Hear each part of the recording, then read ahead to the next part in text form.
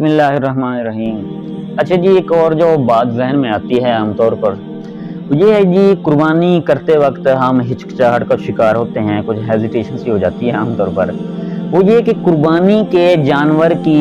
عمر کتنی ہونی چاہیے۔ بعض اوقات یہ سوال پوچھا جاتا ہے کہ کتنی عمر کا ہونا چاہیے، یعنی کہ کوئی کچھ بتا دیتا ہے، کوئی کچھ بتا، کوئی کہتا ہے جی دانت ٹوٹے ہوئے ہوں، کوئی کہتا ہے دانت ٹوٹے ہوئے نہ ہوں، کوئی کہتا ہے ایک دانت ٹوٹا ہوا ہو، کوئی کہتا ہے 2 دانت ٹوٹے ہوئے ہوں۔ ٹھیک ہے، تو اس کا تعلق یعنی کہ کس بات سے ہے اور کتنی حقیقت ہے اس بات کے اندر کہ جانور کی جو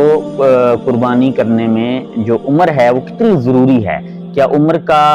لحاظ رکھنا ضروری ہے یا کسی بھی جانور کی قربانی کی جا سکتی ہے؟ تو اس سلسلے میں جو ہے نا وہ فقہائے کرام عام طور پر جانوروں کو جو ہے نا وہ 3 اقسام میں تقسیم کرتے ہیں۔ سب سے پہلے جو جانور کا نام آتا ہے وہ ہوتا ہے اونٹ کا، یعنی کہ اگر آپ نے اونٹ کی قربانی کرنی ہے تو اس کی جو ہوگی مدت ہوگی، اس کی جو عمر کا ہونا ضروری ہے وہ 5 سال، یعنی کہ اونٹ اگر 5 سال کا ہوگا، اونٹ یا اونٹ کا بچہ آپ سمجھ لیں، اگر وہ 5 سال کا ہوگا تو آپ کی قربانی ہو جائے گی۔ اگر 5 سال سے کم ہوگا تو قربانی بالکل بھی نہیں ہوگی، کیونکہ جانور کی عمر کا خیال رکھنا بہت زیادہ ضروری ہے۔ اسی طرح جی مطلب گائے اور بھینس کے حوالے سے کہ گائے اور بھینس کی عمر کتنا ضروری ہے اور کتنی ہونی چاہیے تو قربانی درست ہوگی، تو گائے اور بھینس کے حوالے سے یہ ضروری ہے کہ کم از کم گائے اور بھینس کا جو بچڑا ہو یا ٹھیک ہے اس کا جو بھی جانور ہے گائے اور بھینس کا، تو اس کی کم از کم 2 سال کی مدت ہونی چاہیے۔ اگر 2 سال سے کم ہوگی تو قربانی بالکل بھی درست نہیں ہوگی۔ ٹھیک ہے، تو قربانی کے درست ہونے کے لیے ضروری ہے کہ گائے اور بھینس کی جو عمر ہے وہ کم از کم 2 سال ہو۔ اسی طرح جی اچھا بعض اوقات یہ بھی ہوتا ہے کہ اس کے دانت ٹوٹے ہوئے ہوں یا نہ ہوں۔ اچھا یہ تو ہمارے جو ہے نا وہ معاشرے کا ایک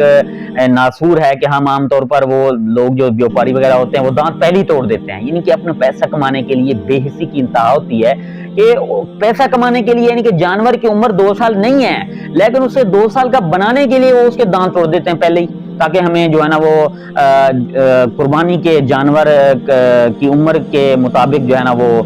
جتنی قیمت مطلب اس کی لگتی ہے اتنی قیمت اس کی لگ جائے گی۔ تو یہ ایک دھوکہ ہوتا ہے، یہ ایک فراڈی ہوتے ہیں، تو اس چیز سے بچنا چاہیے اور خوب چھان بین کرنی چاہیے۔ تو تقاضا جو ہے وہ شریعت کا یہ ہے کہ اس کی عمر کا تعین ہونا ضروری ہے۔ ٹھیک ہے، یعنی کہ دانت اگر ٹوٹے ہیں، اگر نہیں بھی ٹوٹے ٹھیک ہے تو ضروری نہیں ہے۔ ٹھیک ہے، دانت کا ٹوٹنا یا ٹوٹنا میٹر نہیں کرتا، میٹر جو چیز کرتی ہے وہ اس کی عمر ہے۔ ٹھیک ہے، اگر دانت اس کے ٹوٹے ہوئے ہیں تو ویل اینڈ گڈ، بالکل ٹھیک ہے، آپ کو مطلب وہ یقین حاصل ہو جائے گا مزید۔ اگر نہیں ٹوٹے ہوئے تو اس کے 2 سال کی جو مدت ہے وہ قربانی کے جانور کی، یعنی کہ گائے اور بھینس کی ہم بات کر رہے ہیں، وہ ہونا ضروری ہے۔ اچھا اسی طرح جی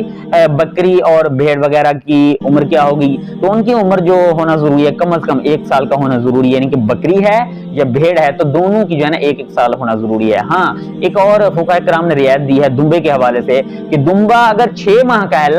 لگتا 1 سال کا ہے، یعنی کہ اس کی جسامت اتنی ہے، اس کا وزن اتنا ہے، اس کا جو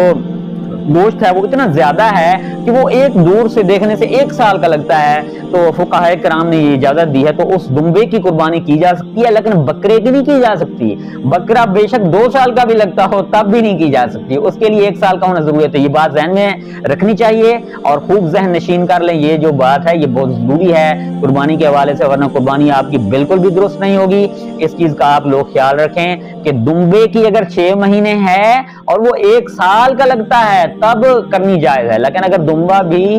6 مہینے کا ہے 1 سال کا نہیں لگتا تو اس کے لیے بھی 1 سال کا ہونا ضروری ہے۔ تو کلام کا خلاصہ یہ ہے کہ اونٹ کی 5 سال کی عمر ہونا ضروری ہے، اسی طرح گائے اور بھینس کی 2 سال کی